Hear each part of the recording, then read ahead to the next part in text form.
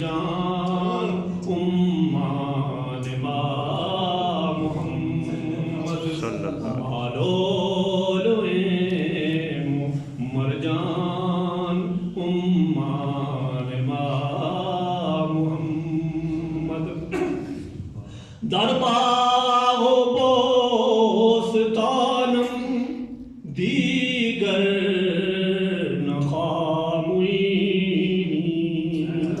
درباغ و بوستانم دیگر نخاموینی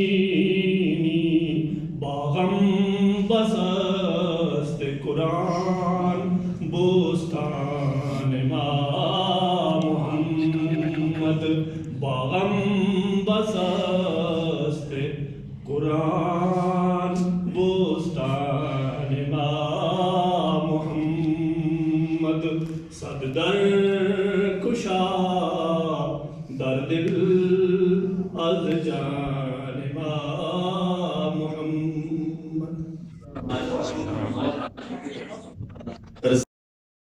الصلاة والسلام على نبي الرحمة خير الورى مدحتك يا رسول الله مدحتك يا رسول الله مدحتك يا رسول الله وعلى عباده الذين اصطفى أما بعد فأعوذ بالله من الشيطان الرجيم بسم الله الرحمن الرحيم ذلك الكتاب لا ريب فيه هدى للمتقين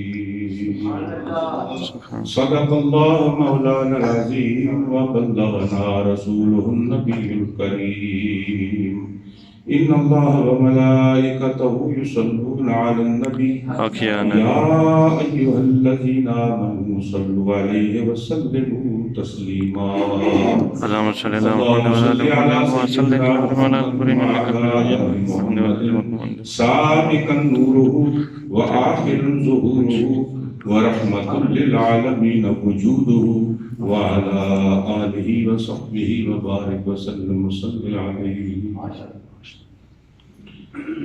نہایت واجب الاحترام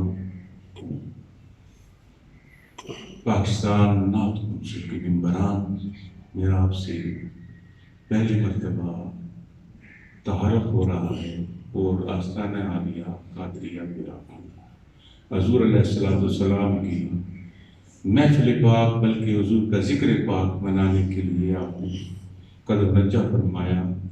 میں آپ کے ایک ایک قدم پہ دربار شریف پہ آ کے محفل نعت منانے میں صمیم قلب سے آپ کو مبارکباد پیش کرتا ہوں۔ ذکر مصطفیٰ جو محفل آپ نے سجائی، میرے نزدیک مختصر دو چار باتیں چند مصطفیٰ نے کہا کہ آخر میں ہونی چاہیے، میں اپنے دل کی باتیں کروں گا۔ اتنا ٹائم نہیں ہے کہ ان کو بناوٹی شکل میں پیش کروں۔ سیدھی سیدھی بات جو میرے دل میں وہ یہ ہے کہ پاکستان محفل نعت کون سا، یہی نام ہے جس کا آپ سب اس کے ممبران بیٹھے ہیں۔ میں اس کا ترجمہ یوں کروں گا کہ یہ حضور علیہ السلام کی محبت کی ایک آزان ہے، حضور کی محبت کا ایک پیغام ہے، دلوں میں عشق نبی کی چراغ بخش دینے والی ایک روشنی ہے۔ حضرات عزیز وقار، حضور کی نعت جو ہے نا، کہنے کو نعت سرور عالی وقار کی، منہ میں زبان چاہیے پروردگار کی۔ ہزار بار بشوئے امدان کا مجھ کو بلا، نام کی گفتن کمال بے انداز۔ یہ تو ان کا کرم ہے حضور کی توفیق سے کہ ہم یہاں پہ بیٹھ کے حضور کا ذکر کر رہے ہیں۔ جنہیں توفیق نہ ہونا، اللہ پاک انہیں یہ ٹائم ہی نہیں دیتا کہ میری حضور کی محفل کو سجائے۔ ان کے لیے طرح طرح کے بہانے بن جاتے ہیں، رکاوٹیں بن جاتی ہیں۔ نعرہ تکبیر، یا رسول اللہ، یا علی۔ غالب نے کیا خوب کہا تھا کہ غالب ثنائے خواجہ و یزدان گذاشتیں، کیا ذات پاک کے مرتبہ اعدام محمد۔ یہ اللہ ہی جانتا ہے کہ اللہ کا حبیب کا ذکر کہا، ہم نے جو اپنے بزرگوں سے اسلاف سے جو ہم تک پہنچی ہیں باتیں وہ یہ ہیں کہ جب اللہ کی ذکر کرنے والی مخلوق چاہے وہ جمادات میں ہے، نباتات میں ہے، حیوانیات میں ہے، انسانیات میں ہے، جب اس کا ذکر کرنے والی کوئی چیز اس عرضی کائنات میں نہیں رہے گی تو قیامت برپا ہو جائے گی، ذکر خدا بند ہو جائے گا۔ لیکن ہمارے بزرگوں تک جو سینہ بسینہ ہمیں پہنچا تو سرکار فرمایا کرتے تھے کہ جس دن ذکر خدا نے ختم ہو جانا ہے، یہ ختم ہو جائے گا، ذکر مصطفیٰ بھی اس وقت جاری رہے گا۔ ذکر خدا کی انتہا ہے، ذکر مصطفیٰ کی انتہا نہیں ہے، اس لیے کہ ذکر مصطفیٰ کرنے والا خدا وہ ہے جو ہمیشہ ہمیشہ عبدالآباد زندہ رہے گا اور ایک ہی کام ہے اپنے محبوب کا ذکر کرنا اور درود پڑھ کر، یہی تو ذکر مصطفیٰ۔ ذکر خدا کو اختتام ہے لیکن ذکر مصطفیٰ کو اختتام نہیں ہے، یہ میرا ہمیشہ جاری اور ساری ہے۔ سبحان اللہ۔ علامہ زمخشری علیہ الرحمہ بہت بڑے سیرت میں مفسر گزرے ہیں، انہوں نے اپنی تفسیر کا آخری قاطع حرف بڑا عجیب نقطہ اس کو انہوں نے واضح کیا، اور آخری قاطع حرف جو ہے سورہ قلم، نون والقلم وما یسطرون۔ علامہ زمخشری علیہ الرحمہ لکھتے ہیں کہ نون کو اگر غور سے دیکھا جائے یہ آخری قاطع حرف ہے قرآن پاک کے اندر، یہ نصف دائرے کی طرح لکھا جاتا ہے، آدھا حلقہ جسے کہتے ہیں، اور اس کے دامن میں ایک نقطہ ہے۔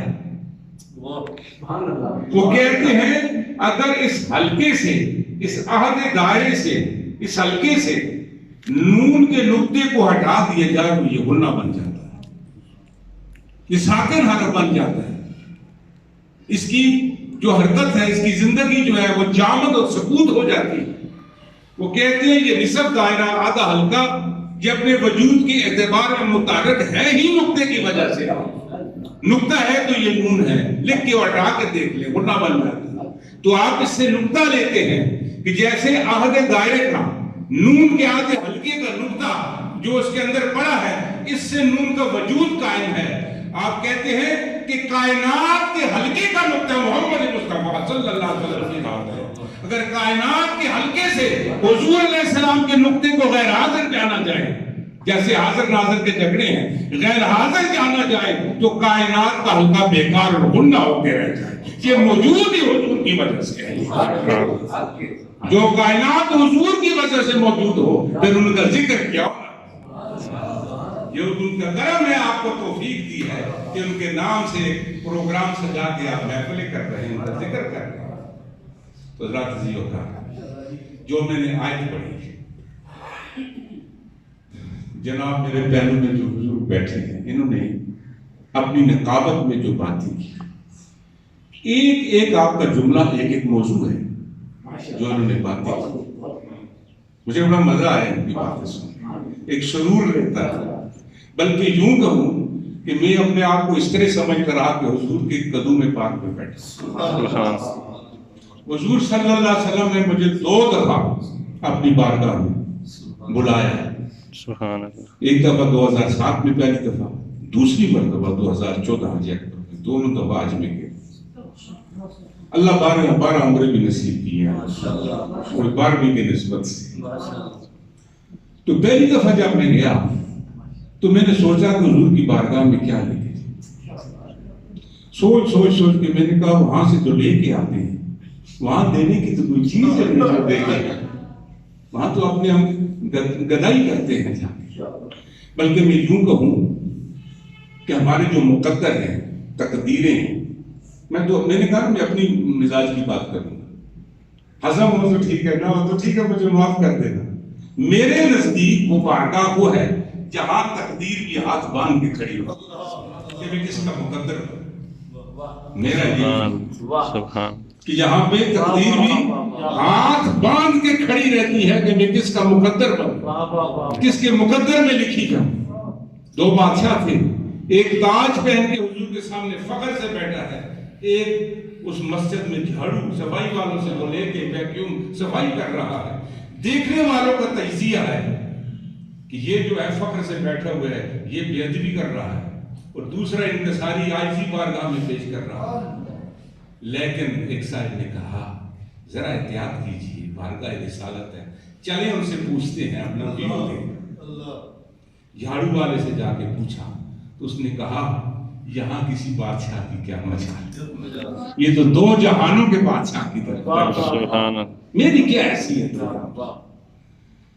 ارے پاکستان محفل نعت کے ممبران، آپ سب حضور علیہ السلام کی غلامی کر رہے ہیں، آپ ان کے غلام ہیں، ان کی غلامی کر رہے ہیں، ذکر مصطفیٰ کی غلامی کر رہے ہیں. اللہ قبول کرے گی. اور یہی دن قیامت میں ہماری سرخروئی کا توشہ بنے. حضور آپ کی ذکر کرانے والے کرنے والے آ گئے ہیں. حضور کہیں بس اس ذکر کے برکت سے بیڑا پار ہے، شفاعت نصیب ہو.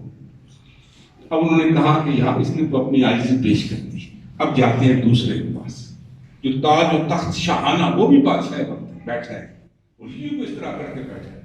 جب جا کے پوچھا آپ اس طرح کیوں بیٹھے ہیں، وہ بھی تو بادشاہ ہے ملک. اس نے کہا اس کا اپنا انداز ہے، میرا جو انداز ہے میرا نہیں ہے.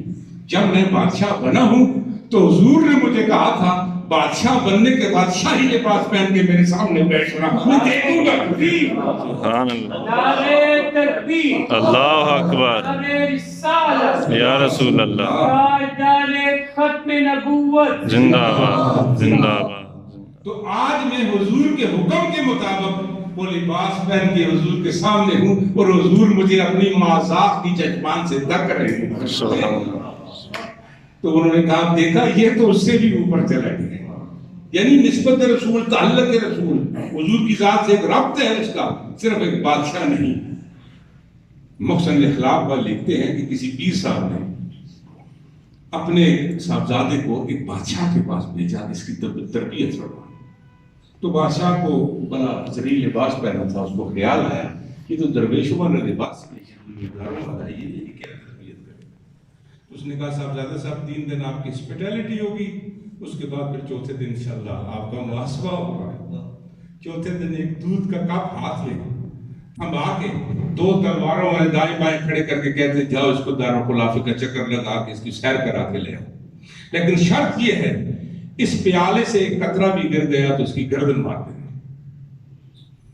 دن بھر پورے دارالخلافے میں جب پھر کے وہ آیا، بادشاہ نے بلایا صاحبزادہ صاحب سنائیں ہمارا دارالخلافہ کیسا ہے. اس نے کہا کہ حضرت جان کی پڑی رہی، اسی کو دیکھتا رہا کہیں یہ قطرہ نہ گر جائے. کس نے دارالخلافہ دیکھا ہے؟ تو اس وقت کہا یہ تیرا پہلا سبق ہے. کیا کہتے تھے کہ زرعی لباس میں ہے اور یہ دنیا دار ہے، درویشی کہاں ہوگی. ارے جیسے تو نے دارالخلافے کا نظارہ نہیں کیا، اپنی جان کی حفاظت کے لیے اسی کو تکتا رہا، ارے ہم بھی آتے ہیں حفاظت کر کے چلے جاتے ہیں، ادھر ادھر تکتے ہی نہیں. یہ حضور کا کرم ہے، حضور سے تعلق ہے، ہمیں غافل نہیں ہونے دیتے. تو میں نے کہا یہ محفل نعت شریف پاکستان محفل نعت، اللہ اسے بہت اوپر جسے کہتے ہیں نہج عطا کرے، اتنی بلندی پہ لے کے جائے، میری دعا. مجھے مزہ آیا. تو میں اکثر محفلوں میں آپ کو پتہ ہے محفل ہوتی ہیں، چنزیب صاحب کو بھی پتہ ہے میں نہیں جاتا ہوتا، بس میرا اپنا یہ کارنر ہے گوشہ نشینی والا، اسی میں رہتا ہوں.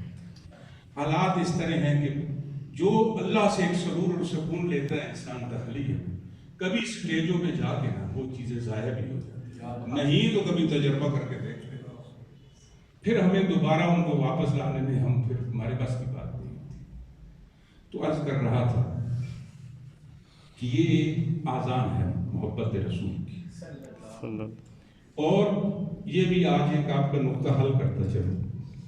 ہم لوگ آذان جب پڑھتے ہیں اس سے پہلے صلاۃ و سلام پڑھتے ہیں، درود پڑھتے ہیں، تو ہمارے اوپر ایک بریلویت کی ایک وہ سٹیمپ لگائی جاتی ہے. یہ بریلوی ہیں، یہ اس لیے مطلب درود پڑھتے ہیں، یہ پہلے پڑھتے ہیں، یہ بعد میں پڑھتے ہیں. ارے بھائی یہ بریلویت کی بات نہیں ہے. درود بریلوی پڑھتے ہیں، دیوبندی نہیں پڑھتے. درود اہل حدیث نہیں پڑھتے، اہل تشیع نہیں پڑھتے. درود تو سارے پڑھتے ہیں. انداز اپنا اپنا ہے، لگن اپنی اپنی ہے، پیار اپنا اپنا ہے، طریقہ اپنا اپنا ہے. کوئی حاضر ناظر جان کے پڑھتے ہیں، کوئی حاضر ناظر نہیں جان کے پڑھتے. ڈومین اپنی اپنی ہے. ارے جو حاضر ناظر جان کے پڑھے ان کا اپنا ایک طریقہ ہے، جو غیر حاضر جان کے پڑھے ان کا اپنا ایک طریقہ ہے۔ حاضر جان کے پڑھنے والوں کا حضور سنتے ہیں، دیکھتے ہیں، غیر حاضر جان کے پڑھنے پر مرضی آئی تو ٹھیک، نہ تو بس کبھی پہنچا دیا جاتا ہے کہ اس نے پڑھا تھا، ٹھیک ہے، رکھ تو پڑھا تھا، میرے ساتھ رابطہ رکھ کے نہیں پڑھا، اس نے مجھے غیر حاضر جان کے پڑھا۔ ارے میرے بزرگوں کا مجھے یہ کہا، میں نے ایک دم سے سوال کیا، یہ حاضر ناظر اور غیب کے جھگڑے کیا ہیں؟ ایک ہی جملے میں نے قرآن کا ترجمہ سے اپنے دادا جی سے پڑھا، اور میرے دادا جی 1920 کے انٹرمیڈیٹ تھے، پڑھے لکھے درویش اور حکمت بھی کرتے تھے۔ اچھا، تو بات کر رہا تھا، انہوں نے مجھے ایک جملہ کہا، مجھے کہنے لگے کاغذ لے کے آؤ، پین لے کے آؤ، یہاں پہ لکھو عیب۔ میں نے لکھا عین یہ اور بے عیب، زیادہ تو نہیں ہوتا، عیب۔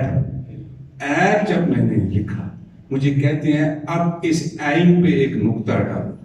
میں نے ڈالا، اب پڑھو یہ کیا ہے؟ میں نے کہا اب تو غیب ہے۔ مجھے کہنے لگے بس سمجھ آ گئی میری بات کی، عیب والا غیب نہیں جانتا، جو بے عیب ہو وہ غیب جانتا ہے۔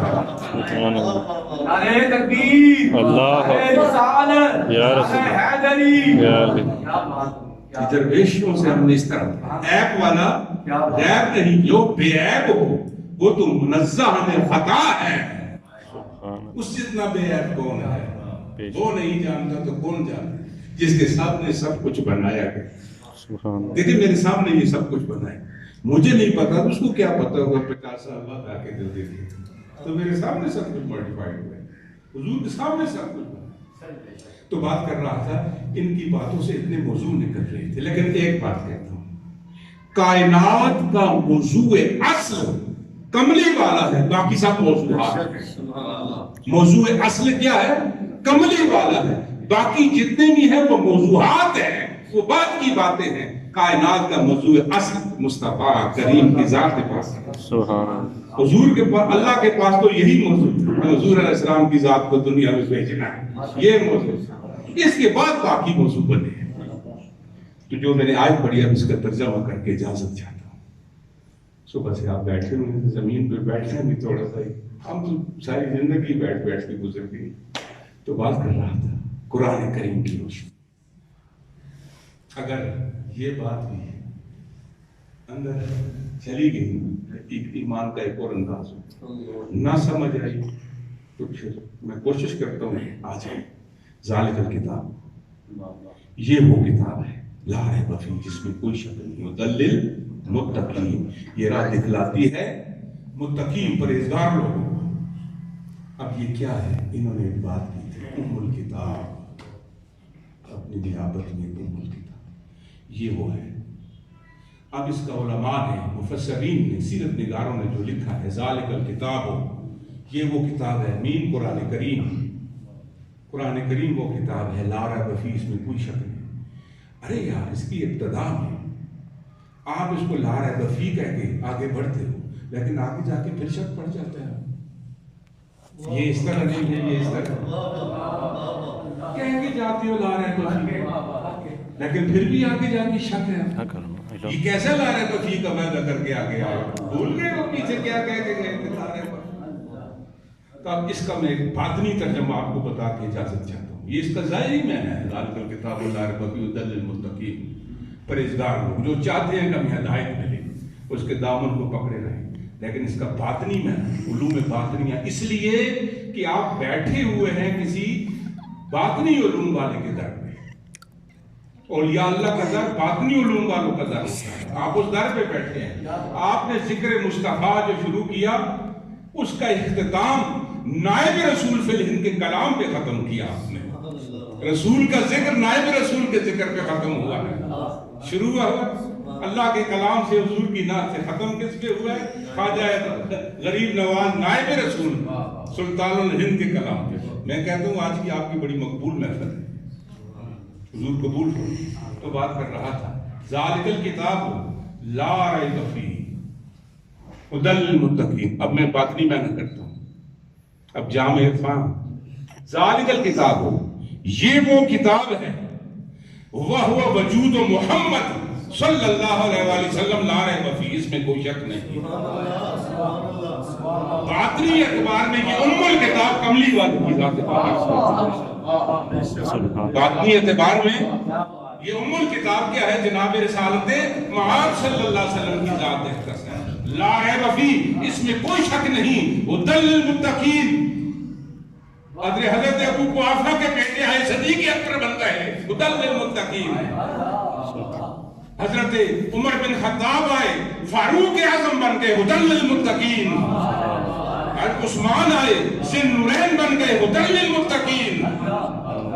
جناب مولا علی آئے، بچپنے میں حاضر ہوئے، نگاہ مصطفیٰ، اپنی نگاہ چہرہ مصطفیٰ پہ بددعا پہ ڈالی تو کیا ہوا؟ حیدر قرار مدر العجائب بن گئے ہدی للمتقین۔ یہی نہیں بنے بکے کہا اب تو آپ امام المتقین بھی ہو، امام المتقین بھی ہو۔ انہوں نے کیا کیا؟ انہوں نے صرف وابستہ دامن مصطفیٰ ہو گئے، اس کتاب کے سائے کو نہیں، اس کی ذات کو پکڑا۔ اس لیے حضرت عائشہ صدیقہ رضی اللہ تعالیٰ عنہ آپ سے پوچھا گیا کہ آپ حضور کے بارے میں کیا کہتی ہیں؟ تو کہا یہ تو میرا چلتا پھرتا قرآن ہے، ایک تو وہ ریل پہ رکھا ہے وہ کتاب ہے، اور یہ میرا چلتا پھرتا قرآن ہے۔ ارے بیوی سے زیادہ کون جانتا ہے؟ ان سے پوچھو شان مصطفیٰ کیا۔ تو عرض کرتا ہوں آپ سب سے آخری ایک بات کر کے کہ یہ وابستگی یہ دامن مصطفیٰ، یہ حضور علیہ السلام نے یہیں تک نہیں چھوڑا کہ میرے بعد یہ دامن غائب ہو گیا ہے، یہ نہیں کہا، بلکہ کہا کہ میرے بعد جو مجھ والے ہیں، مجھ سے ہیں، العلی منی وانا من العلی، الحسن منی وانا من الحسن، یہ مجھ والے ہیں، یہ میرے ہیں، ان سے وابستہ ہو جاؤ، ان کے دامن کو پکڑ لو۔ ارے دلیل دے دوں اس کی، اور ایسی دوں گا میری امانت ہوگی۔ میں جو کہہ رہا ہوں نا باتیں، میرا خیال ہے آپ ہر محفل میں جاتے ہیں، لیکن یہ میری امانت باتیں ہیں۔ میرا خیال ہے پہلی بار سنی ہوگی آپ سے، قرآن کے پہلے پارے سے، قُلْ نَهْبِطُ مِنْهَا جَمِيعًا فَإِمَّا يَأْتِيَنَّكُم مِّنِّي هُدًى فَمَن تَبِعَ هُدَايَ فَلَا خَوْفٌ عَلَيْهِمْ وَلَا هُمْ يَحْزَنُونَ۔ دوسری آیت میں بھی یہی پڑھ جاتا ہے نا، الا ان اولیاء اللہ لا خوف علیہم، دونوں جگہ یہی ہے نا۔ اب اس آیت پہ آ جائیں، میں نے یہ بھی آیت ذال کی کتابوں پہلے سپارے سے پڑھی، اس کے بعد کی ترجمہ بھی آپ کو بتا دیا۔ یہ وجود محمد جو ہے نا، ان کو جس نے تھاما وہ ہدی للمتقین میں چلے گئے، اور آج ہم بھی ذکر مصطفیٰ کر کے وہی چیز حاصل کرنا چاہتے ہیں۔ قُلْ نَهْبِطُ مِنْهَا جَمِيعًا، اٹھتے جاؤ جنت سے نیچے۔ تفسیر حسینی اس کا 700-750 پرانی تفسیر ہے، فارسی میں بھی ہے اور اپنا اردو میں بھی ترجمہ اس کا، میرے پاس دونوں موجود ہیں۔ اس میں وہ لکھتے ہیں جب جنت سے نکالی گئی تو 5 چیزیں تھیں، آدم علیہ السلام، حوا سلام اللہ علیہا، سانپ، مور، اور ایک 5ویں چیز اور تھی۔ یہ 5 چیزیں جنت سے نکالی گئی، ابلیس، 5 چیزیں۔ جب نیچے آ گئے قُلْ نَهْبِطُ مِنْهَا جَمِيعًا، یہ تو نکل سارے نکلو، یہی 5 تھے، نکال دیے۔ فَإِمَّا يَأْتِيَنَّكُم مِّنِّي هُدًى، اب میری تمہارے پاس ہدایت آئے گی، فَمَن تَبِعَ هُدَايَ، اس ہدایت کی جس نے تابعداری کی۔ اب ہدایت کس کے پاس آئی؟ آدم علیہ السلام کے پاس، شیطان کے پاس نہیں آئی۔ علادہ ہوگی 2 چیزیں، خیر اور شر۔ فَمَن تَبِعَ فَلَا خَوْفٌ عَلَيْهِمْ، ان کے لیے نہ کوئی خطرہ ہوگا، نہ کوئی خوف ہوگا، نہ غم، وہ کامیاب ہوں جنہوں نے اتباع کی۔ اب ذرا توجہ رہے الفاظ کے اعتبار میں، الفاظ کے اعتبار میں جو میں نے پڑھا بس یہی ہے قرآن کا۔ فَإِمَّا يَأْتِيَنَّكُم مِّنِّي هُدًى، یا اللہ یہاں تک تو ہمیں سمجھ آ گئی، حکم تو دے رہے ہیں، دیکھیں نا، ہمیں مجھے کوئی کہیں ایکسرسائز کرو، لفظ ایکسرسائز تو ختم ہوگا، کرنی کیسی ہے تو پریکٹیکل ہے نہیں۔ اب منی کی بات تو ہو گئی، اب وہ کیا ہے؟ تو پھر کہا الحسین منی، العلی منی وانا من العلی۔ اب منی والا وجود جو ہے وہ حسن کا ہے، حسین کا ہے، علی کا ہے۔ पंजन पाक कहा है, आमन से दामन से बरकता हो जाओ, यही हदायत है, इनकी ताबेदारी करो, उसकी वजह से लाखों फनलहिम वलाहुम यहज़नून, ना तुम पर कोई खतरा होगा ना होगा तुम कामयाब हो। अल्लाह पाक इन दामान से हमें वाबस्ता रखे और हमारा ये जिक्र हाज़िरी महफ़िल अपनी बारगाह में कबूल फरमाए। वाखिर दावाना अल्हम्दुलिल्लाह रब्बिल आलमीन। आखिरी जुमला अब महफ़िल के इख्तिताम में, ये मैं आपको छोड़ता हूं, खड़े होकर सलाम पढ़े आपकी मर्जी, बैठ के पढ़े कसीदा और तशरीफ पढ़ ले आपकी मर्जी, क्योंकि दोनों करो जायज़ है। आज ये फिक्र भी दे, नमाज हम पढ़ते हैं ना, बैठ के तशहद में सलाम भेजते हैं, सलाम अलैका लेकिन जब जनाजे की बारी आती है ना, तो वहाँ खड़े होकर पढ़ते हैं अल्लाहुम्मा सल्ली अला मुहम्मद कमा सल्लैता अला इब्राहीम, वहाँ पे खड़े होकर पढ़ते, कमा सल्लैता वसल्लमता वबारकता वरहिमता, तो खड़े होकर पढ़ते हैं। अब कोई ये कहे खड़े होके नाजायज़ है तो जनाजे में बैठ जाएगा, अगर कोई कहे कि बैठ के नाजायज़ है तो नमाज में खड़े हो जाएगा। अरे दोनों तरफ जायज़ है, पढ़ो सही, पढ़ो सही। और मकबूलियत की सनद ये है कि हम ये नहीं करते कि हमारी तरफ से, कहते हैं अल्लाह तू भेज दे, हम तेरी बारगाह में भेजते हैं, तू भेज दे, ये आप पे है, एज यू लाइक। तो आखिर दावा पहले सलातो सलाम होगा और